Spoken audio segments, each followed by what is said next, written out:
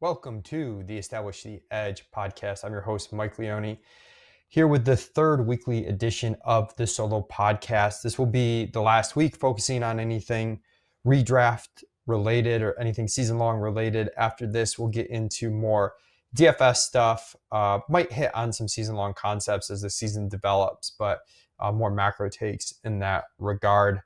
This week, I'm going to give one bold take per round for the first 10 rounds based on FFPC redraft ADP.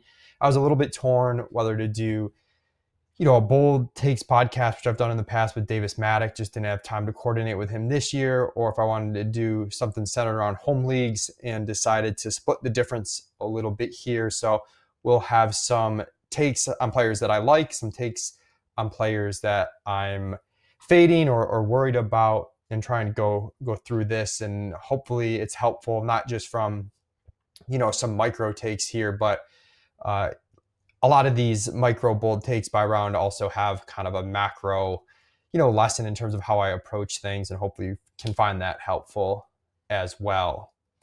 So let's dig in. We'll start with round one. I've done some content around the 101 on last week's episode, and this is going to center maybe not the 101, but I'm going to say CMC leads all skill players in points per game by more than 2 points. And this take is really centered around some things I hit on last week with CMC, in that I think it's very easy to dismiss him as a top 5 pick in a lot of fantasy drafts because it's such a loaded first round that it's like, it's not worth it because of the injury risk, when you better be pretty sure that injury risk is meaningfully higher than the other players if you're passing on CMC, a back that truly does it all. He has the 20 touchdown upside. He has 100 catch upside as a running back. He has the ability to churn out 5+ yards per carry on volume with breakaway runs. So that's my first bold take. CMC, if you're in a home league where you've got a huge edge over your buddies and you don't want to take on the risk, all right, maybe don't take him top 3 or 4, but don't let him slip past the middle of the first round. And if you're in any league that's a little bit more top heavy, and really having that clear cut best player of all fantasy is going to move the needle a ton for you, I think CMC can be selected anywhere in the first round. I do want to note too, though, I do think I'm probably wrong on Jahmyr Gibbs. I've been the Jahmyr Gibbs, I guess you could call bear of the offseason. Mostly just don't think he's the RB1 overall. And it's not that I dislike him, but last week's episode mentioned how Jacob Sanderson, Madison Parkhill, Ben Gretsch, Evan Silva, a bunch of sharp people have Gibbs as their RB1 overall. You can add Pat Kerrane and Hayden Winks to that list. Have seen some stuff from them over the past week. And there's a point at which, if all these sharp people disagree with you, you need to kind of take a step back and say, what are the odds that they're all wrong and I'm right? And sometimes I will be like, I think they're missing something here. And if it was my own individual league, I just had one league, I'd probably go against Gibbs that early. But if I'm co-managing and my friends want Gibbs, there's enough there that I'm not going to press it. And there's a concept too of, respecting the market. And the market, sometimes we think of just as ADP, but the market can be the sharp analysts that you follow. It can be a different segment of the population. It doesn't have to be ADP, which isn't always the best because you get a lot of casual drafters in there, and that can adjust things. And you necessarily don't want to be waiting a market that's made up of individuals who aren't necessarily sharp. But if you're waiting market sentiment, in this case, like a bunch of sharp analysts, and they all have Gibbs 101, and you're thinking in your head, I'm trying to be right. And I think sometimes there's this misconception that if you're trying to be right, you go with the thing that like you thought of on your own original thought.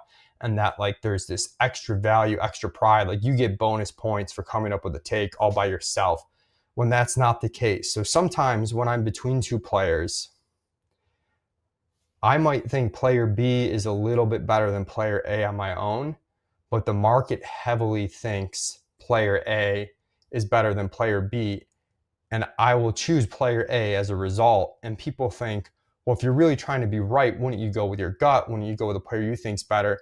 I actually think by choosing that player and weighting the market in that regard, I am more likely to be right than if I just went with my own opinion. And that sounds kind of nebulous, but I think in season long, it's tougher for us to visualize that concept. If I give an example from props, I think it might make more sense. But if I say Patrick Mahomes, I think, I've done the research, I've done my projections. I think his median pass yards projection for this week should be 268 yards. And the market everywhere is at 235. It's been there all week at 235. It opened on Thursday, Friday, Saturday. No line movement one way or the other.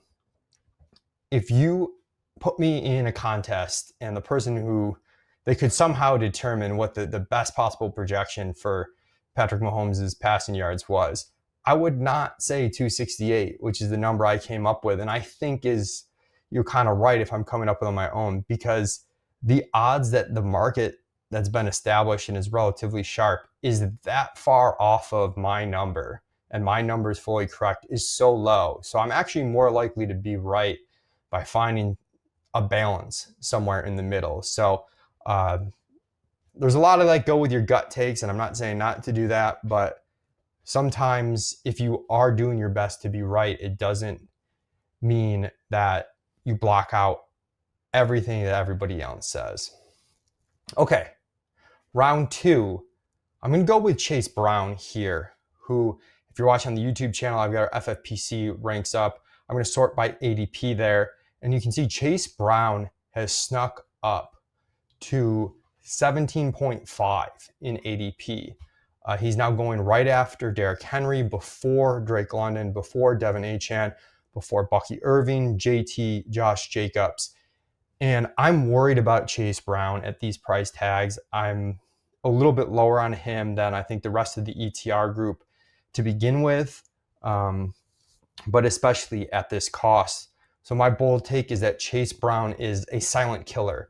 And that's a term that me and Pat Crane used a lot when we did some episodes on the early days of Establish the Edge. And Pat talks about the silent killers a lot in the piece that he writes each year on envisioning running back upside, legendary seasons, what that looks like, what the seasons look like where a running back is fine and really kind of kills your roster, but in a way that you don't really realize because they're still producing, they're just not hitting big upside. So make sure you check out that work by Pat Crane on legendary upside. But he has Chase Brown as a fade recommendation after doing all that work. I had put a post out on him last week talking about how his efficiency really waned as his volume upticked last year. Pretty mediocre breakaway run rate. His yards per route run below average among all running backs with a certain amount of routes. They have Samaje Perine that they've brought in, who I do think might play some obvious pass down stuff. Maybe not a huge deal, but not a great thing for Chase Brown. They've got an incoming rookie in Taj Brooks who has some upside. And I just feel like this is a situation where everything broke really well for Chase Brown last year.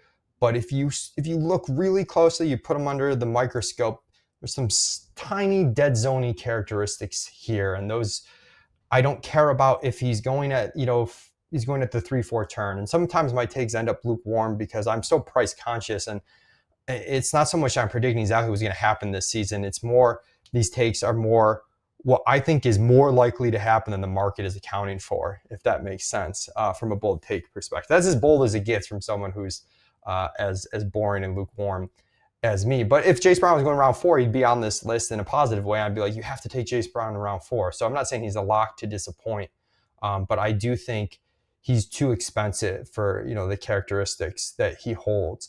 I'd rather take Jonathan Taylor, who I know is explosive and can break off those long touchdown runs. I'd rather take Josh Jacobs, where I have absolutely zero question marks about his role and his workload on that Green Bay Packers team. So do have some concerns with Chase Brown. If he's there at the 2-3 turn, I think that's fine. You start taking him in the middle of the second, I think you're passing up on running backs that are better bets or wide receivers that you should be taking ahead of him. We will stick with the bear cases on players for our round 3 guy. I'm cheating here because Garrett Wilson's ADP has dipped as the first player in round 4, but I'm going to call him a round 3 player. He's been going round 3 for much of the offseason. I'm going to say that he has a worse season than last year. And I think if you're drafting Garrett Wilson, obviously in round 3, you're hoping for an improvement from last year. You're sort of seeing the situation as Davante Adams is gone. This is a dude that still managed to earn 154 targets, and Garrett Wilson's target earning ability through 3 seasons at the NFL level has been insane. 147 targets, 168 targets, 154 targets. That's absolutely phenomenal stuff for Garrett Wilson. And a lot of people are going to point and say, hey, Mike, what about that season that Justin Fields was able to support DJ Moore and DJ Moore went off? I think that is a red herring. DJ Moore was the definition of sun running that year. He had a 10 yards per target, which is the second highest of his career. A lot of spectacular individual plays. If you look at what Justin Fields did, it was sort of exactly what we expected. Just the amount of production in one receiver was out of control. And not just the production in terms of target share, but the efficiency gap between DJ Moore and everybody else was pretty wild. And I think even with Garrett Wilson likely to see 25 to 30% of his team's targets, he's not going to have that same efficiency gap. Also, that 25% to 30% targets with Davante Adams gone still is probably going to be his lowest target total of his career, because Justin Fields will scramble a lot. He will take sacks. So a lot of dropbacks don't turn into actual pass attempts. And to begin with, there's going to be less called pass plays in a Justin Fields offense than in a regular offense. And he's not the best passer either. So if you're taking a player in a suboptimal environment like Garrett Wilson, you have to be damn well sure he's a superstar. I don't know if I'm there yet. I understand it's been great target earning ability. I understand the quarterback play for Garrett Wilson has not been great through 3 years. We need to account for that. We can't overly penalize him for that. Still, I'd like to have seen better than 6.9 yards per target through 3 seasons for Garrett Wilson. So I'll pass on him. Instead, my round 4 positive take player that is going by 8 picks later is Xavier Worthy. And I'm going to say Xavier Worthy sees his yards per target rise by over 2 points this season. Xavier Worthy was a little bit disappointing in the regular season from an efficiency perspective last year at just 6.5 yards per target. Down the stretch, he caught a lot of short passes. His volume was there, but it wasn't generating big plays. If you go back and look at his season, and you can do this with lots of players, but I think with him in particular, he just missed on a few really deep passes that could significantly change the yards per reception and thus the yards per target that he had last season. I think those things are probably going to move into his favor this year.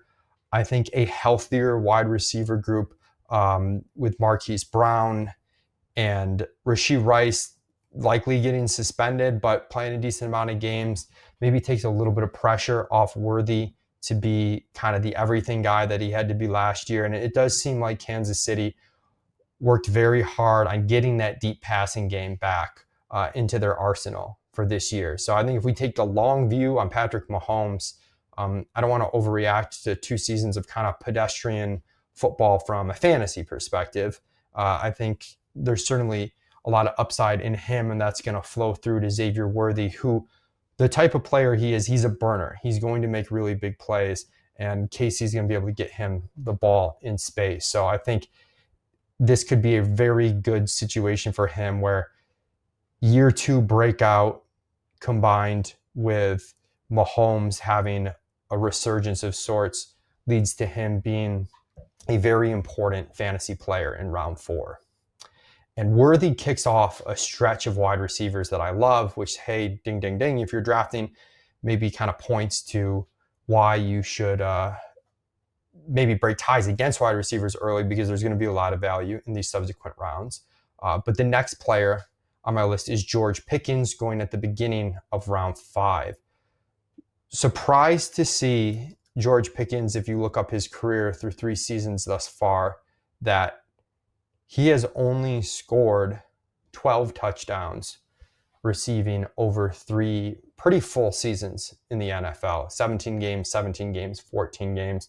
I'm going to say he scores double-digit touchdowns this year, despite that. And if you look at the last couple years for the Cowboys, they've had some really dusty wide receiver twos come close to that mark. Brandon Cooks scoring 8 touchdowns, a couple of seasons ago. Jalen Tolbert scoring 7 a season ago. George Pickens is much, much better than these players. And the lesson here is to lean into uncertainty when talent gets a situation change if the market's not accounting for it.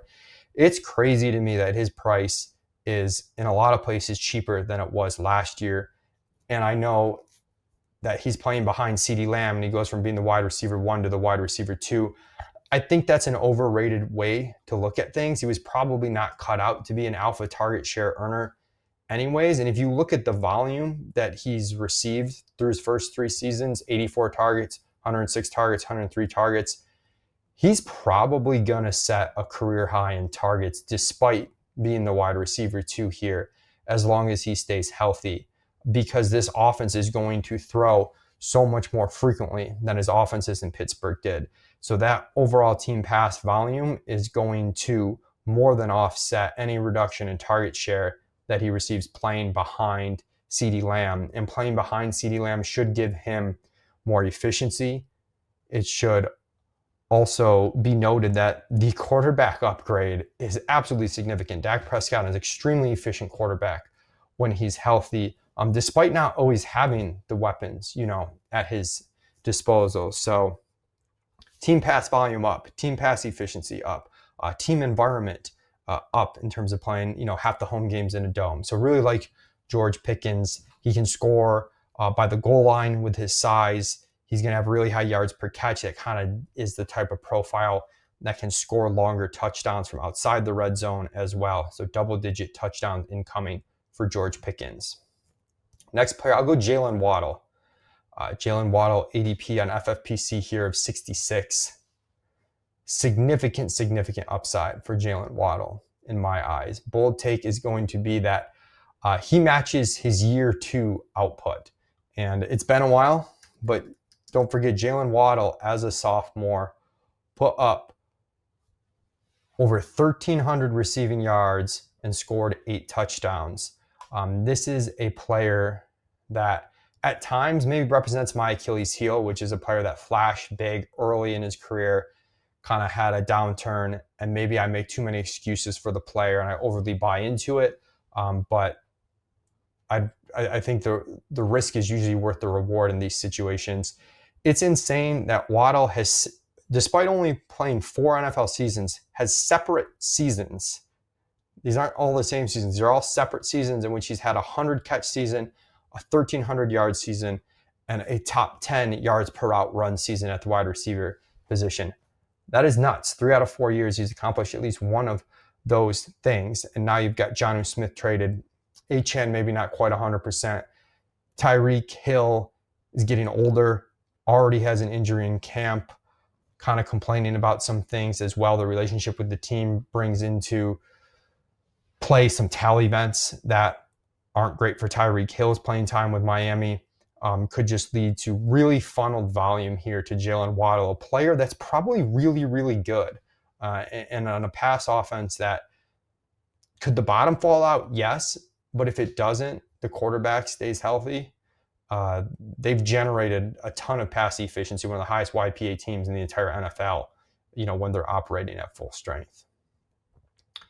The final stretch of this wide receiver run that I'm going to talk about positively is Chris Olave going at pick 79.2. That is the 38th wide receiver off the board on FFPC redraft right now. We've got him as the 33rd best wide receiver. And I am going to say, despite this Saints quarterback room, which is Spencer Rattler starting week 1 and likely Tyler Shuck taking over at some point and starting the majority of the games rest of the season, despite that, Chris Olave is going to set a career high in receiving yards, beating the 1,123 yards he had 2 years ago in his second season at age 23. He is at age 25, entering the true peak of his career always has a yards per route run over 2. You don't get players that have that type of yards per route run on the type of volume that he produces in round 7 very frequently. I believe that with Kellen Moore at the helm running an up-tempo offense, very good offensive mind, he's going to find ways to get Chris Olave the ball. I think the concussion stuff with Olave is a concern, but maybe a little bit overly blown than it is in reality. And the quarterback play obviously stinks, but I think they're going to find a way, and they're going to have to throw. This is going to be one of the worst teams in the NFL. They're going to have to throw. There's a lot of dome games there too, a lot of good weather games for New Orleans in the NFC South. So Chris Olave sets a career high in receiving yards. Let's go negative here. We went positive for 4 in a row. We're going to go negative on a running back here, and we're going to go Jacory, Croskey-Merritt, Bill from Washington, who is going 87th in FFPC ADP, right around Zach Charbonnet, Jordan Mason, and Jaylen Warren. We have him as the worst pick of the bunch there. You throw Travis Etienne in the mix as well. I'm going to say that he fails to average 9 points per game in half PPR scoring, which would be a pretty big disappointment at this cost. And obviously, you're not drafting him for floor points per game, but that's going to be the bold take here, is less than 9 points per game. I think that the argument I've seen for him, which is we should draft him where Brian Robinson went because the team didn't like Brian Robinson. He was just a guy, and this is a rookie the team really likes. I get that from a certain vantage point. However, that sort of assumes he steps into Brian Robinson's workload right away, and then we're just betting on the uncertainty of the talent when that part's really unknown. And as much as we do want to draft for league winners and upside here, that base workload does matter to an extent in terms of the whole cost-benefit equation. And then when you look at the upside, you didn't see a ton of upside from Brian Robinson on a weekly basis because this role doesn't necessarily have a ton of upside. You've got Austin Eckler taking a ton of the receiving work. JCM doesn't have much of a receiving profile. You've got Jaden Daniels stealing some of the goal line usage. So there are outcomes where this Washington offense takes another step forward with Jaden Daniels and is awesome, and JCM's really good, in which case it's not going to matter the usage. He's going to pay off in a really big way. But I think those outcomes are, overstated and unlikely to materialize. I'm looking at a Washington team that maybe could see some regression offensively. We saw what happened with CJ Stroud year 2 for the Texans. I'm not expecting the same fallback for Washington and Jaden Daniels, but there's at least some potential that it falls back in a meaningful way. I know Cliff Kingsbury as an offensive coordinator taking a lot of heat in pass stops. So I don't want to just assume everything's going to work out perfectly because of the amazing rookie season out of Jaden Daniels. So I think there are much better bets at the running back position to make in round 8 than JCM. Okay, had to sneak in a homer pick here for round 9. That's be Dalton Kincaid. Hot take for Dalton Kincaid is going to be that he catches 80 balls this season. And that might not sound like a whole ton, but for FFPC tight end premium, that is a big deal. If you looked at tight end catches last year, there were only 4 tight ends that caught more than 80 balls last year. Brock Bowers, Trey McBride, Travis Kelce, and Jonnu Smith. George Kittle just missed at 78. And then everybody else was at 66 or below. So if you get Dalton Kincaid in round 9 and he catches 80 to 100 balls, that's going to be a really big win in tight end premium scoring. And I do think the way he pays off disproportionately would benefit him on a tight end premium site than it would necessarily in your home league, because I don't know if he's ever going to be the big TD scorer. He doesn't get that, annoyingly does not get that traditional red zone goal line tight end usage that goes to kind of Dawson Knox, who's not going away for Buffalo. And let's get the bear case out of the way for Dalton Kincaid. It's that he loses those traditional tight end routes to Dawson Knox. As a result, are his routes ever going to be enough? It's a Bills team that last year ran for more touchdowns than they threw. They ran a whole ton to begin with. But as I hit on last week's episode when looking at Keon Coleman versus Ricky Pearsall, I do think the market's overconfident that the Bills are going to play the exact same way this year as they did last year. I think they fell into that a little bit. I do think they are going to be more run heavy under Joe Brady, as we've seen through all last year, than they were with offensive coordinators prior to Brady, Ken Dorsey and Brian Daboll in particular. But it's still notable that this was Josh Allen's fewest pass attempts per game of his entire career last year. I think the game script stuff is going to swing back a little bit. They're going to have to throw a little bit more. Even if they want to be run heavy, I think the pass attempts and the pass volume is going to be up for Buffalo. And then I look at Dalton Kincaid, and I think the chaos, kind of plays into his sort of upside here. And when I say chaos, we just mean over an NFL season, we think we know exactly what's going to happen in week one, and then things happen and teams have to adjust. And there are some players that will benefit more or less from that sort of fragility and chaos over the course of the season. Kincaid, I think, could benefit from that. He was fourth in targets per route run last year, just above Brock Bowers. Big improvement from his rookie season, but he was dealing with injuries, didn't have much efficiency on those routes. But that target per route run number, I think, is huge if something happens to Dawson Knox, or if this team takes a big step back on defense and they have to throw a lot more. Khalil Shakir, I feel like they've squeezed everything out of that they could have, and this offense could be a little bit more condensed than it's been in the past. So I actually think the floor from a volume perspective is decent for Kincaid because of those per route numbers in terms of the catch volume. And if something weird happens that's maybe tough to predict right now, that results in him running 80% of the routes instead of 65% of the routes, that's where we catch 100 plus balls, not just 80 balls. So I do like Kincaid in round 9. The final bold take for round 10 is going to be Jaden Blue, who I'll capitulate a little bit to Evan Silva. Silva was very high in Jaden Blue when we did the Man vs. Machine podcast about a month ago now, and I have been scooping up a ton of Jaden Blue. I think his value's overly fallen the past week because he's had this ankle injury, but it truly does seem like a low ankle sprain. I know there's an ongoing joke that everyone says it's a low ankle sprain no matter what, but he was an extremely explosive back in college.